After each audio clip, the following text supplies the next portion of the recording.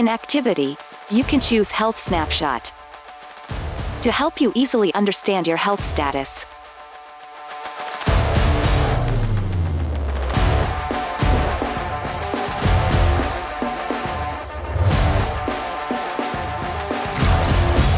Health Snapshot can measure several data at the same time, including pulse ox, pressure, heart rate, breath.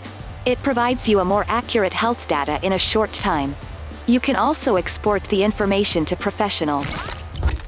When you are measuring, please be seated in a comfortable position. Press the upper right key on the watch to enter the menu. Select Health Snapshot.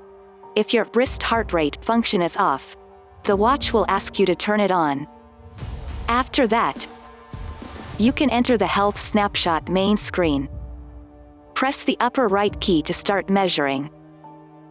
Please wait for 2 minutes to finish. When the measurement is done, press checkmark to save the data.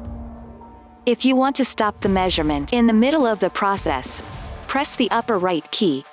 Your watch will stop measuring and go back to the main screen. You can find the Health Snapshot widget in the Widget glance afterward, and check your last measurement result via the widget.